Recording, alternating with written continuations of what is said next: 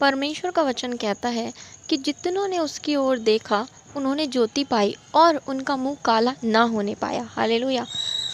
तो मेरे प्रियो, आज हम क्यों चीज़ों को लेकर ये सोचते हैं कि ये चीज़ें नहीं हो सकती और हमारी कोई नहीं सुनेगा। हम क्यों अपने आप को टूटा हुआ महसूस करते हैं?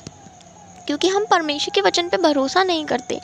क्योंकि अगर हम परमेश्वर के वचन पे भरोसा करेंगे, एक आत्मा होकर परमेश्वर के साथ अगर हम चलेंगे, तो शायद हमें इन चीज़ों का डर नहीं होगा। क्योंकि परमेश्वर के वचन में लिखा है कि अगर तुम उसकी ओर दृष्टि करोगे तो तुम्हारा मुंह काला नहीं होगा और तुम ज्योति पाओगे। तो फिर क्यों हम ये सोचते हैं कि हम नहीं कर सकते? जब समस्याएं आती हैं तो क्यों हम अपने आप को ताकते हैं, उन समस्याओं को देखते हैं कि शायद ये समस्या बहुत बड़ी है, शायद ये प्रॉब्लम बहुत बड़ी है, इसका सलूशन नहीं हो सकता, ये ख़त्म नहीं होगी। क्यों हम ऐसा सोचते हैं? क्योंकि परमेश्वर और बाइबल तो हमें ऐसा अधिकार नहीं देते ये सोचने के लिए। हमें नहीं बनाया ना परमेश्वर ने कि हम दिन रात बस इन्हीं चीज़ों में अपना टाइम वेस्ट करें, अपने ख्यालों को रखें।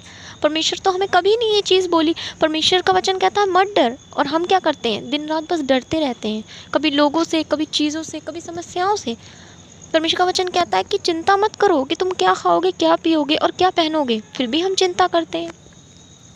परमेश्वर का वचन हमें नहीं सिखाता है, और अगर फिर भी हम ऐसा करते तो हम परमेश्वर की मर्ज़ी के अनुसार नहीं जी रहे हैं। परमेश्वर जो हमें सिखा रहा है हम वो नहीं कर रहे हैं।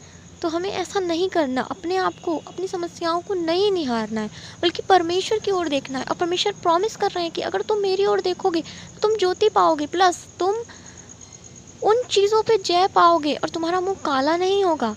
तो हम क्यों परमेश्वर के प्रॉमिस में नहीं जीते? क्यों अपनी उन समस्याओं को परमेश्वर के हाथों में नहीं दे पाते हैं?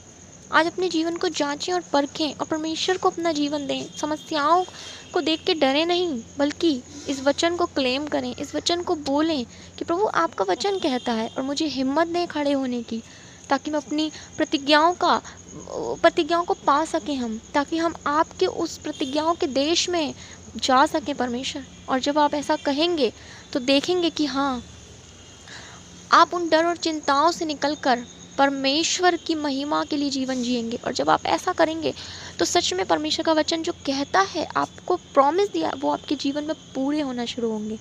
God bless you.